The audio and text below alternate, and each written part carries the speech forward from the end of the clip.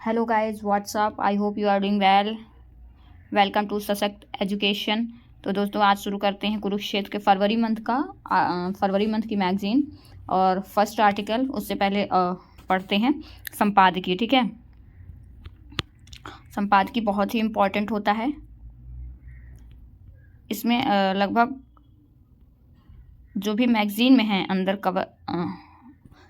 अंदर किस बारे में आर्टिकल है उसके बारे में आपको यहीं पे एक व्यू मिल जाता है। तो चलिए शुरू करते हैं संपादकीय। ठीक है, 21वीं सदी की सबसे प्रमुख चुनौतियों में से एक खाद्य सुरक्षा। ठीक है, जिस तरह जनसंख्या बढ़ रही है उस तरह उसी के अकॉर्डिंग खाद्य सुरक्षा और खाद्य ज़रूरतें भी बढ़ती जा रही हैं। ठीक है, तो उसी के बारे में ये आर्टिकल है। आंकड़ों की माने तो दुनिया के कई देशों में जितना अनाज साल भर में पैदा होता है उतना हमारे यहाँ बारिश, चूहों और खाद्य भंडारण अवसंरचना के अभाव में बर्बाद हो जाता है। सरकारी आंकड़ों के अनुसार देश में सालाना करीब 3,100 लाख टन 3100 टन खाद्यान्न का उत्पादन होता है, लेकिन मौजूदा क्षमता के तहत गोदामों में कुल उपज का 47% तक ही रखा जा सकता है।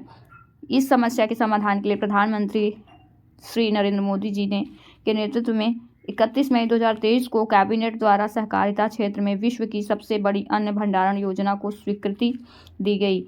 इस योजना के अंतर्गत पैक्स स्तर पर भारत सरकार की विभिन्न योजनाओं के अभिसरण को विभिन्न प्रकार की कृषि अवसंरचनाएं जैसे गोदाम, कस्टम हायरिंग सेंटर, प्रसंस्करण इकाइयां, उचित मूल्य दुकान इत्यादि का निर्माण किया जाएगा। उम्मीद है कि इससे देश की खाद्य सुरक्षा सुनिश्चित होगी, अनाज की होने वाली बर्बादी में कमी आएगी, किसानों को अपनी उपज के बेहतर मूल्य की प्राप्ति सुनिश्चित होगी एवं पैक्स स्तर पर ही कृषि संबंधी विभिन्न आवश्यकताओं को पूरा किया जा सकेगा। यह अत्यंत दूरदर्शी निर्णय है जो एक समृद्ध, आत्मनिर्भर और खाद्यान्नों से संपन्न भारत की नींव रखेगा। इस योजना के क्रियान्वयन के लिए राज्यों के सहयोग से 24 राज्यों, केंद्र शासित प्रदेशों के 24 पैक्स में पायलट प्रोजेक्ट चल रहा है, जिनमें से 13 राज्यों के निर्माण कार्य शुरू हो गया है। इसके अलावा 27 राज्यों, केंद्र शासित प्रदेशों में 1779 पैक्स को पायलट प्रोजेक्ट के दूसरे चरण की भागीदारी के लिए चिन्हित किया गया है। इस योजना को अंतर मंत्रालयी समिति, राष्ट्रीय स्तरीय समन्वय समिति, राज्य स्तरीय सहकारी समिति विकास समिति एवं जिला स्तरीय सहकारी विकास समिति द्वारा समन्वित किया जा रहा है। आज भारत में एग्री इंफ्रा फंड के तहत फसल के बाद की अवसंरचना विकास की योजनाओं पर भी काम हो रहा है। इसमें 50,000 करोड़ रुपए से ज़्यादा का निवेश हुआ है। मत्स्य और पशुपालन में भी प्रोसेसिंग अवसंरचना पर हजारों करोड़ रुपए के निवेश को बढ़ावा दिया जा रहा है। आज भारत में निवेश फ्रेंडली नीतियों के चलते फूड सेक्टर एक नई ऊंचाइयों को छू रहा है। पिछले 9 वर्षों में हमारे कृषि निर्यात में प्रसंस्कृत खाद्य पदार्थों का हिस्सा 13 से बढ़कर 23% हो गया है। ये डेटा आप यूज़ कर सकते हो आंसर राइटिंग में।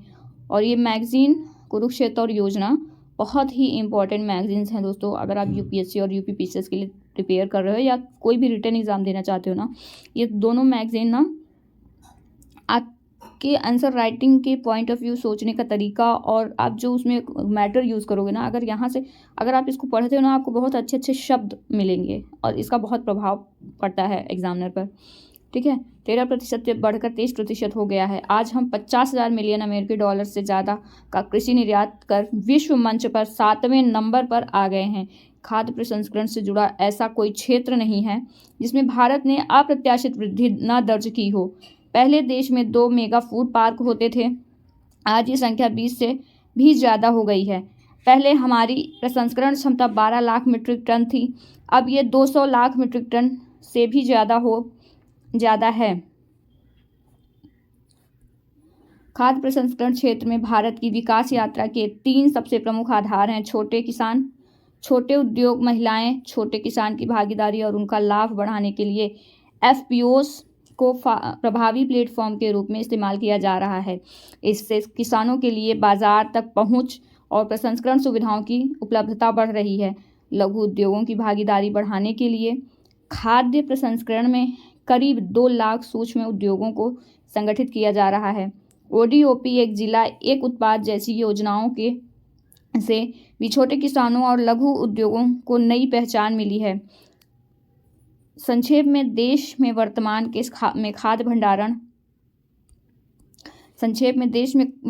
में खाद्य भंडारण अवसंरचना की कमी के चलते जो बाधाएं हमारी आत्मनिर्भरता और विकास के मार्ग में आ रही हैं, उन्हें दूर करने के लिए सभी संभव प्रयास किए जा रहे हैं। इस अंक में विशेषज्ञों के लेखों के माध्यम से खाद्य भंडारण क्षेत्र की समस्याओं पर विस्तार से चर्चा की गई है और उनके समाधान ढूंढने के लिए किए जा रहे प्रयासों का भी जिक्र किया गया है। उम्मीद है कि इस विषय में रुचि रखने वाले पाठकों के लिए अंक संग्रहणीय होगा। चलिए, आज का फर्स्ट आर्टिकल है, देखिए।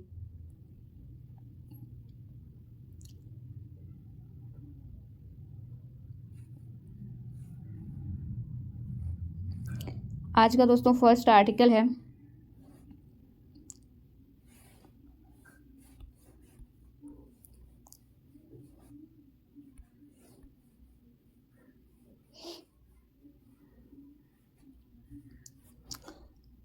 तो आज का जो फर्स्ट आर्टिकल है,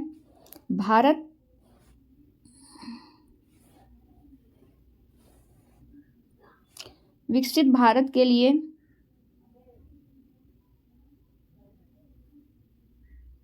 भंडारण अवसंरचना के साथ सतत खाद्य प्रणालियों को आकार देना जरूरी।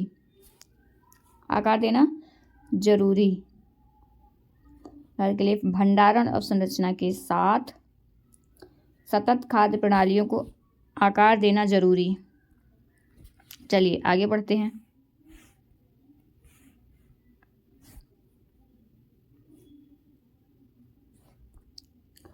एक अनुकूल भंडारण अवसंरचना कृषि खाद्य प्रणालियों की निरंतरता की कुंजी है, जिससे आर्थिक, सामाजिक और पर्यावरणीय विकास लक्ष्यों के साथ साथ भविष्य की पीढ़ियों के लिए खाद्य और पोषण सुरक्षा सुनिश्चित होगी। माननीय प्रधानमंत्री मोदी जी के नेतृत्व में भारत 2047 तक विकसित भारत बनने की राह पर है। अनुमान है कि 2047 तक देखिए ये पॉइंट याद रखिएगा, 2047 तक विकसित भारत बनने की राह पर है। ये पॉइंट अगर आप कहीं ऐसे में यूज़ करते हैं ना, बहुत ही अच्छा प्रभाव पड़ता है। ठीक है, कहीं कोटेशन यूज़ कर लीजिए, कहीं पे जैसे किसी की स्टेटमेंट हो, किसी प्रधानमंत्री की, किसी डिफेंस मिनिस्टर की, प्रधानमंत्री की, राष्ट्रपति की, और कोई कोटेशन हो जैसे महात्मा गांधी जी की और स्वामी विवेकानंद जी की, अगर ये कोटेशन आप मेंशन करते हो ना अपनी आंसर राइटिंग में, चाहे जीएस में चाहे ऐसे में, बहुत ही प्रभाव पड़ता है एग्जामिनर पे। राष्ट्र विकसित भारत बनने की राह पर है। अनुमान है कि 2047 तक भारत की जनसंख्या 1.64 बिलियन होगी, जिससे लगभग 0.82 बिलियन शहरी क्षेत्रों में रहने वाले होंगे। जनसंख्या की खाद्य मांग को पूरा करने और सतत खाद्य प्रणाली के निर्माण के लिए भंडारण अवसंरचना को मजबूत करने की आवश्यकता है। भारत सरकार द्वारा देश में भंडारण के बुनियादी ढांचे को मजबूत करने के लिए पहल की गई है।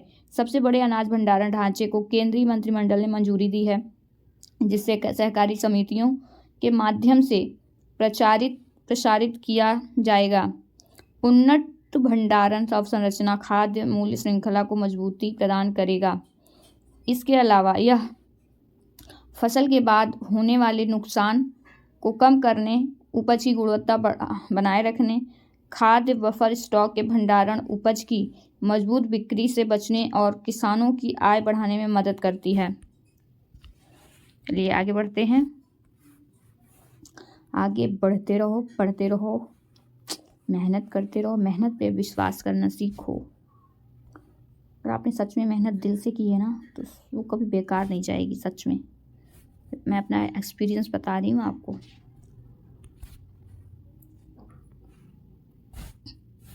कृषि भारतीय अर्थव्यवस्था का मुख्य आधार है। दोस्तों नेट की थोड़ी प्रॉब्लम है, सुबह से वाईफाई नहीं चला है, शायद तो आप क्लियर दिख नहीं रहा होगा, नेट की प्रॉब्लम है थोड़ी।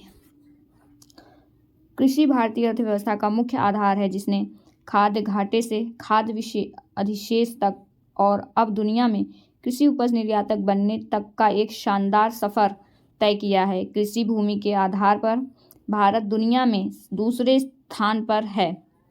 कृषि भूमि के आधार पर भारत दुनिया में दूसरे स्थान पर है और 200 से अधिक देशों को निर्यात करता है। वाणिज्य और उद्योग मंत्रालय 2023 भारत में खाद्य उत्पादन पिछले दशक से उल्लेखनीय रूप से बढ़ गया है। 2010 से 11 के दौरान 244 मिलियन टन से बढ़कर 2021-22 तक के दौरान 310 मिलियन टन हो गया है। 1951 के बाद से भारत की जनसंख्या 35.9 करोड़ से बढ़कर 140 करोड़ हो गई है। 2047 तक 164 करोड़ होने का अनुमान है। प्रधानमंत्री श्री नरेंद्र मोदी जी के नेतृत्व में भारत एक विकसित राष्ट्र बनने की राह पर है। 2047 तक विकसित भारत, जो कि भारत की स्वतंत्रता का शताब्दी वर्ष भी होगा। 2047 तक एक विकसित राष्ट्र के दृष्टिकोण में आर्थिक विकास, सामाजिक प्रगति, पर्यावरणीय स्थिरता और सुशासन शामिल हैं। अगर देखते हैं नेट होगा तो नेट वाईफाई चल ही नहीं रहा है, क्या कर सकते हैं, सुबह से खराब चल रहा है। दृष्टिकोण के आर्थिक हो गया शामिल है। वर्तमान में कृषि खाद्य प्रणाली हमारे समक्ष खड़ी सामाजिक, आर्थिक और पर्यावरणीय चुनौतियों के कारण बदल रहा है। ये देखिए, पिछले कुछ वर्षों में भारत में कुल खाद्यान्न उत्पादन का वो दिया है डेटा। 2021-22 315.7, 2020-21 310.75। ये आप डेटा देख लीजिए। स्रोत आर्थिक सांख्यिकी निदेशालय, कृषि सहकारिता एवं किसान कल्याण विभाग, कृषि एवं किसान कल्याण मंत्रालय।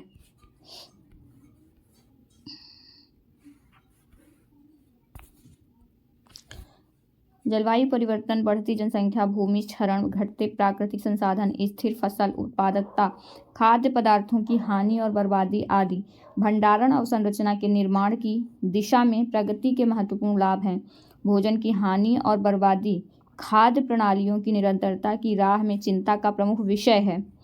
FAO की खाद्य और कृषि स्थिति 2019 की रिपोर्ट के अनुसार दुनिया के लगभग 14% खाद्य पदार्थ प्रति $400 बिलियन मूल्य का कटाई के बाद और दुकानों तक पहुंचने से पहले ही नष्ट हो जाता है।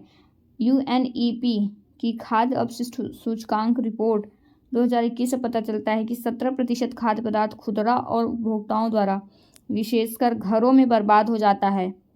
संयुक्त राष्ट्र पर्यावरण कार्यक्रम 2021 भोजन की हानि और बर्बादी वैश्विक खाद्य प्रणाली में कुल ऊर्जा उपयोग का 38% है।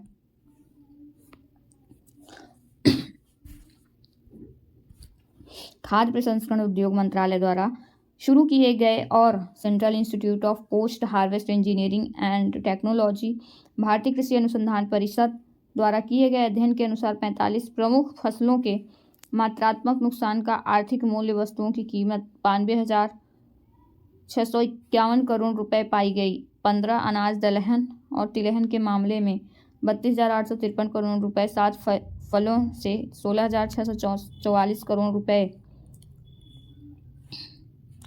8 सब्जियों से 14,842 करोड़ रुपए, 9 मसालों और बागान फसलों के मामले में 9,325 करोड़ रुपए, 6 पशुधन उपज के मामले में 18,987 करोड़ रुपए। कृषि एवं किसान कल्याण मंत्रालय 2023 इसलिए कृषि और संबद्ध क्षेत्रों में विकास को बढ़ावा देने और संयुक्त राष्ट्र सतत विकास लक्ष्य UNSDG के लक्ष्यों को प्राप्त करने के लिए टिकाऊ और विश्व स्तरीय भंडारण अवसंरचना को बढ़ाना अनिवार्य है। वर्ष 2022-23 के दौरान देश में कुल खाद्यान्न उत्पादन का अनुमान रिकॉर्ड 329.68 मिलियन टन है, जो 2021-22 के दौरान प्राप्त 315.62 मिलियन टन खाद्यान्न उत्पादन की तुलना में लगभग 14.1 मिलियन टन अधिक है। कृषि और किसान कल्याण मंत्रालय 2023 भारत अत्यावश्यक समय के दौरान गरीबों और जरूरतमंदों की सहायता के विशिष्ट उद्देश्य के लिए मुख्य भोजन का एक बड़ा भंडार जमा करता है। प्रधानमंत्री गरीब कल्याण अन्न योजना दुनिया की सबसे बड़ी सामाजिक कल्याण योजना है, जिसका उद्देश्य राष्ट्रीय खाद्य और पोषण सुरक्षा सुनिश्चित करना और समाज के कमजोर वर्गों का सशक्तिकरण करना। PMGKAY 1 जनवरी 2024 उपभोक्ता मामले, खाद्य और सार्वजनिक वितरण मंत्रालय से 5 साल की अवधि के लिए लगभग 81.35 करोड़ लाभार्थियों को मुफ्त खाद्यान्न देने की परिकल्पना की गई है। उन्नत भंडारण अवसंरचना देश भर में नागरिकों तक भोजन की मांग, आपूर्ति, पहुंच और सुनिश्चित करने में सहायता करेगी। भंडारण अवसंरचना को प्रोत्साहित करने और खाद्य प्रणालियों को मजबूत करने के लिए सरकार द्वारा कृषि अवसंरचना निधि, कृषि विपणन अवसंरचना योजना, कृषि मशीनीकरण उप मिशन, प्रधानमंत्री सूक्ष्म खाद्य प्रसंस्करण उद्यम योजना, प्रधानमंत्री किसान संपदा योजना और एकीकृत बागवानी किसान मिशन जैसी कई पहल की गई है। प्रधानमंत्री सूक्ष्म खाद्य प्रसंस्करण उद्यम योजना, प्रधानमंत्री किसान संपदा योजना, बागवानी विकास मिशन जैसी कई पहल की गई है।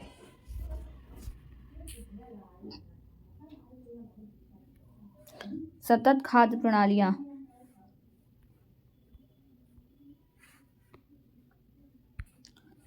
सतत खाद्य प्रणाली को एक ऐसी खाद्य प्रणाली के रूप में परिभाषित किया गया है जो सभी के लिए खाद्य सुरक्षा और पोषण इस तरह से प्रदान करती है कि भविष्य की पीढ़ियों के लिए खाद्य सुरक्षा और पोषण उत्पन्न करने के लिए आर्थिक, सामाजिक और पर्यावरणीय आधारों से समझौता नहीं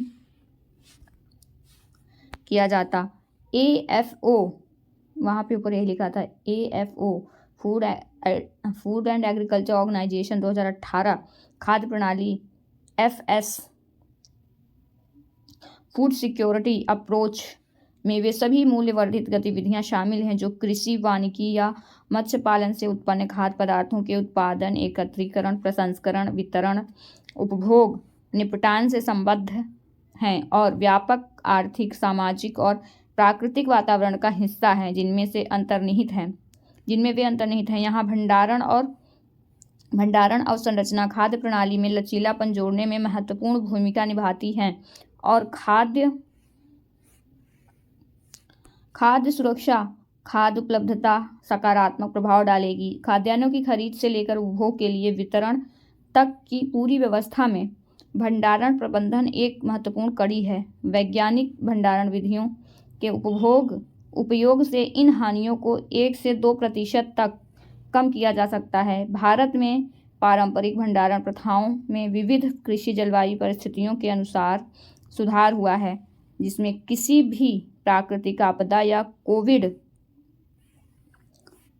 कोविड-19 जैसे प्रकोप के आगमन पर खाद्य आपूर्ति प्रणाली को ध्वस्त होने से रोका जा सका है। वर्तमान में कई संरचनाएं अनाज के सुरक्षित भंडारण को सुनिश्चित करती हैं, जिनमें छोटे धातु के डिब्बे से लेकर लंबे अनाज मचान साइलों तक शामिल हैं।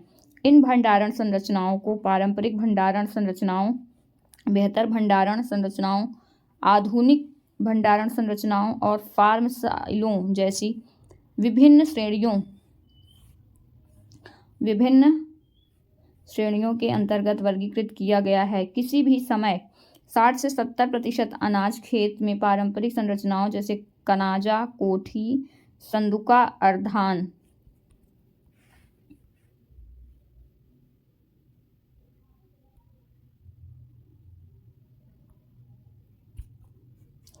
पॉट, गुम्मी और कचेरी में संग्रहित किया जाता है।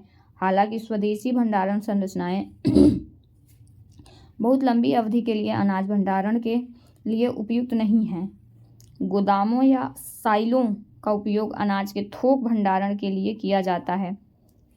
गोदाम वैज्ञानिक भंडारण संरचनाएं हैं जो विशेष रूप से, देखिए गोदाम वैज्ञानिक भंडारण संरचनाएं की, देखिए ये पॉइंट बहुत अच्छा है, गोदाम वैज्ञानिक भंडारण संरचनाएं हैं जो विशेष रूप से संग्रहित उत्पादों की मात्रा और गुणवत्ता की सुरक्षा के लिए बनाई जाती हैं। तालिका 1, विभिन्न अध्ययनों के अनुसार प्रमुख फसलों और वस्तुओं की कटाई के बाद की हानि। फसलें, स्टडी के अनुसार अनाज, दालें, तिलहन, फल, सब्जियां, वृक्षारोपण फसलें और मसाले, दूध, मत्स्य पालन, अंतर्देशीय मत्स्य पालन, समुद्री मांस, मुर्गी पालन, अंडा।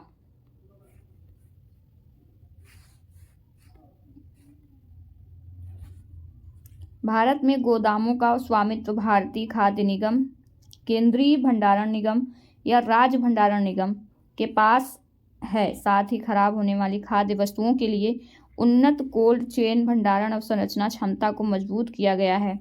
एकीकृत कोल्ड चेन और मूल्य संवर्धन अवसंरचना योजना के तहत 8.38 लाख मीट्रिक टन की कोल्ड स्टोरेज क्षमता बनाई गई है।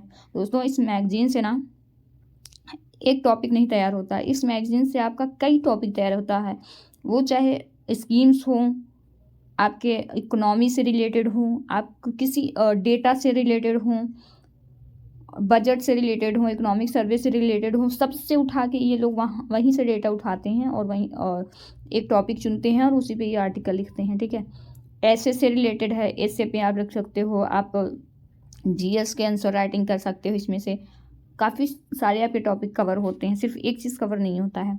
मजबूत किया गया एकीकृत कोल्ड चेन और मूल्य और संवर्धन संरचना योजना के तहत 8.38 लाख मीट्रिक टन की कोल्ड स्टोरेज क्षमता बनाई गई है। फसल कटाई के बाद अनुमान।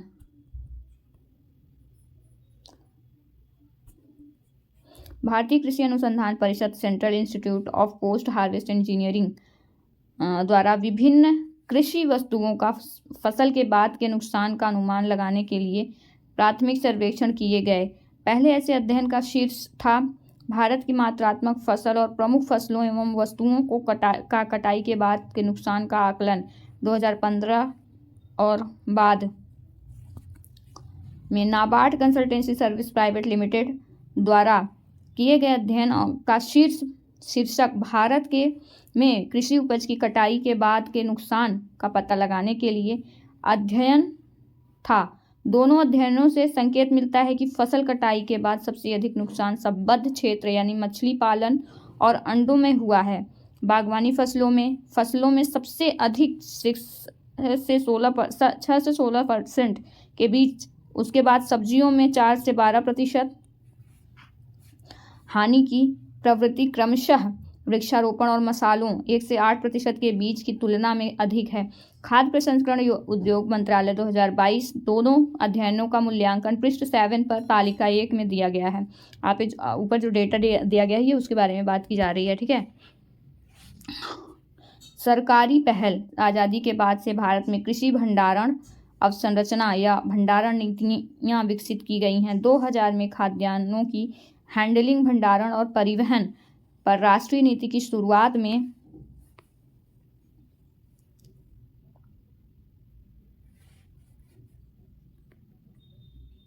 भंडारण पर एक बड़ा नीतिगत बदलाव देखा गया, क्योंकि इसमें गोदामों और भंडारण अवसंरचना के निर्माण में निजी क्षेत्र की भागीदारी को बढ़ावा दिया गया। भारत में आपूर्ति श्रृंखला के बुनियादी ढांचे को बढ़ावा देने के लिए राष्ट्रीय योजनाओं को लागू करने वाली प्रमुख एजेंसियां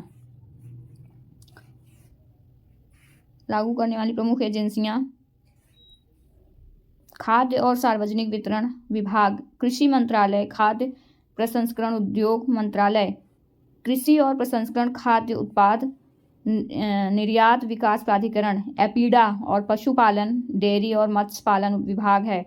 भारतीय खाद्य निगम की स्थापना खाद्य निगम अधिनियम 1964 के तहत की गई है और यह एकमात्र सरकारी एजेंसी है जिसे संपूर्ण भारत में एफसीआई के स्वामित्व वाले या किराए पर ली गई भंडारण अवसंरचना के नेटवर्क के माध्यम से खरीद करने वाले राज्यों से उपभोग करने वाले राज्यों तक खाद्यान्न पहुंचाने का काम सौंपा गया है। FCI भंडारण क्षमता की निगरानी करता है। FCI भंडारण क्षमता की निगरानी करता है और भंडारण अंतर मूल्यांकन के आधार पर भंडारण क्षमताएं बनाई किराए पर ली जाती हैं। FCI निम्नलिखित योजनाओं के माध्यम से अपनी भंडारण क्षमता बढ़ाता है। निजी उद्यमी गारंटी योजना, केंद्रीय क्षेत्रक योजना, सार्वजनिक निजी भागीदारी मोड के तहत साइलो का निर्माण, केंद्रीय भंडारण निगम, राज्य भंडारण निगम, एजेंसियों से गोदाम किराए पर लेना, निजी भंडारण योजना के माध्यम से गोदाम किराए पर लेना। 1 जुलाई 2023 तक भारतीय खाद्य निगम के पास केंद्रीय पुल खाद्यान्न उपभोक्ता मामले खाद्य और सार्वजनिक वितरण मंत्रालय 2023 के भंडारण के लिए 371.93 LMT की क्षमता वाले 1923 गोदामों स्वामित्व किराए पर का एक नेटवर्क है। भारत में कुल खाद्यान्न उत्पादन लगभग 311 मिलियन मीट्रिक टन है और भारत में कुल भंडारण क्षमता केवल 145 MMT है, मिलियन मीट्रिक टन है, यानी 166 MMT भंडारण क्षमता की कमी है। देश में खाद्यान्न भंडारण क्षमता की कमी को दूर करने के लिए सरकार ने 31 मई 2023 को सहकारी क्षेत्र में विश्व की सबसे बड़ी अनाज भंडारण योजना को मंजूरी दी है, जिसे देश के विभिन्न राज्यों के केंद्रशासित प्रदेशों में एक पायलट परियोजना के रूप में शुरू किया गया है। इस योजना में प्राथमिक कृषि ऋण सोसाइटी पैक्स EACS स्तर पर विभिन्न कृषि बुनियादी ढांचों का निर्माण शामिल है, जिसमें भारत सरकार की विभिन्न मौजूदा योजनाओं के अभिसरण के माध्यम से विकेंद्रीकृत गोदाम, कस्टम हायरिंग केंद्र, प्रसंस्करण इकाइयां, उचित मूल्य की दुकानें आदि स्थापित करना शामिल है। भारत सरकार विभिन्न मंत्रालयों के अंतर्गत जैसे कृषि,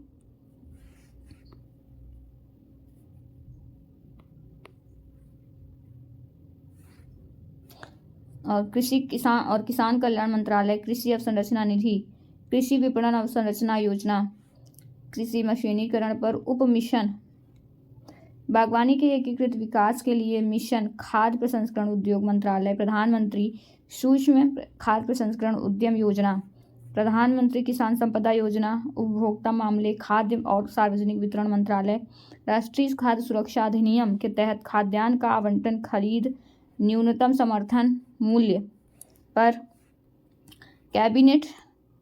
ये पायलट परियोजनाएं विभिन्न राज्यों, केंद्र शासित प्रदेशों में राष्ट्रीय सहकारी विकास निगम द्वारा नाबार्ड, भारतीय खाद्य निगम, केंद्रीय भंडारण निगम, नाबार्ड कंसल्टेंसी सर्विसेज, राष्ट्रीय भवन निर्माण निगम आदि के सहयोग से कार्यान्वित की जाती हैं। योजनाओं के माध्यम से पैक्स गोदामों, भंडार सुविधाओं के निर्माण और अन्य कृषि बुनियादी ढांचे की स्थापना के लिए सब्सिडी और ब्याज छूट का लाभ उठा सकते हैं।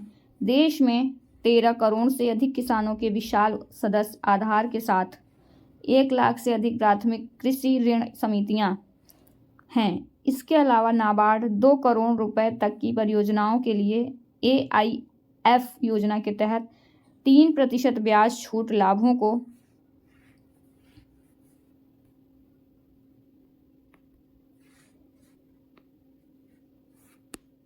शामिल करने के बाद लगभग 1% की अत्यधिक रियायती दरों पर पुनर्वित्त करके पैक्स को वित्तीय सहायता भी प्रदान कर रहा है। पायलट परियोजना के तहत भंडारण क्षमता के निर्माण के लिए राज्यों, केंद्र शासित प्रदेशों और राष्ट्रीय स्तर के सहकारी संघों जैसे राष्ट्रीय सहकारी उपभोक्ता महासंघ और भारतीय राष्ट्रीय कृषि सहकारी विपणन महासंघ लिमिटेड नाफेड और 1711 पैक्स की पहचान की गई है। वर्तमान में पायलट परियोजना सहकारिता मंत्रालय के तहत 13 राज्यों, केंद्र शासित प्रदेशों के 13 पैक्स में गोदामों का निर्माण चल रहा है। पैक्स स्तर पर विकेंद्रीकृत भंडारण क्षमता का निर्माण 500 मीट्रिक टन से 2000 मीट्रिक टन तक होगा। भारत में उपलब्ध कोल्ड स्टोरेज क्षमता को बढ़ाने हेतु हाल ही में काफ़ी जोर दिया गया है और निवेशकों को प्रोत्साहित करने हेतु व्यापक कर छूट का भी प्रावधान किया गया है। आयकर अधिनियम 1961 के तहत कोल्ड स्टोरेज स्थापित करने पर होने वाले खर्च पर 150% तक की कर कटौती की अनुमति है। इसमें पहले 5 वर्षों के लिए अर्जित लाभ पर छूट और अगले 5 वर्षों के लिए 25 से 30% की छूट भी दी गई है। कोल्ड स्टोरेज की स्थापना को सेवा कर और 25 से 30% की छूट भी दी गई है। कोल्ड स्टोरेज की स्थापना को सेवा कर और उत्पाद शुल्क से भी छूट दी गई। कोल्ड स्टोरेज अवसंरचना की उपलब्धता से खराब होने वाली वस्तुओं का जीवन चक्र बढ़ेगा। सेवा कर, उत्पाद शुल्क से भी छूट दी गई है। कोल्ड स्टोरेज अवसंरचना की उपलब्धता से खराब होने वाली वस्तुओं का जीवन चक्र बढ़ेगा। ठीक है। SDG हासिल करना, खाद्यान्न भंडारण, जीरो हंगर के सतत विकास लक्ष्य के उद्देश्य को प्राप्त करने में सीधे सहायता करेगा, जिसका उद्देश्य भूख और कुपोषण के सभी रूपों का समाप्त करना और छोटे पैमाने पर खाद्य उत्पादकों की कृषि उत्पादकता और आय को दोगुना करना है। इसके अलावा लक्ष्य 12 SDG जिसे बोलते हैं सस्टेनेबल डेवलपमेंट गोल्स 12 के तहत संकेतक यानी जिम्मेदार खपत और उत्पादन भारत में भंडारण बुनियादी ढांचे में प्रगति के माध्यम से हासिल किया जाएगा।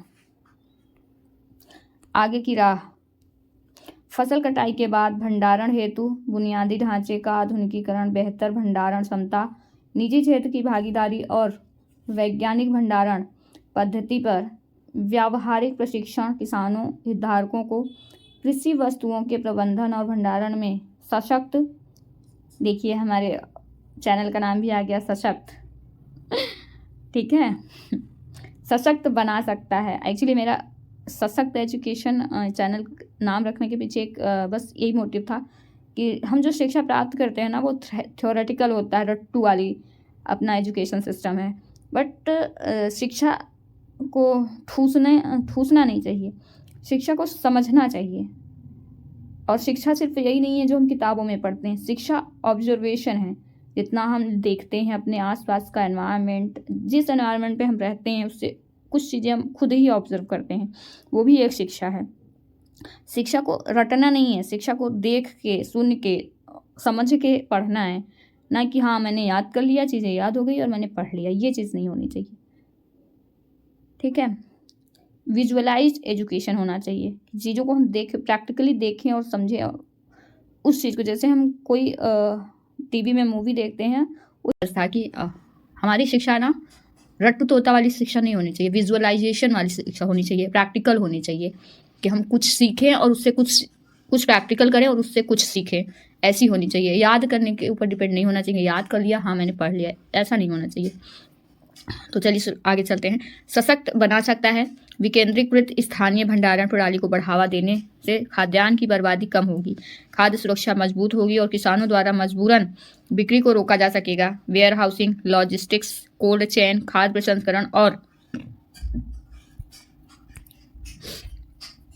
प्रसंस्करण और एकीकृत मूल्य श्रृंखला विकास के आधुनिकीकरण में बढ़े हुए निवेश से एक विकसित राष्ट्र बनने और सतत विकास लक्ष्यों को प्राप्त करने में मदद मिल सकती है।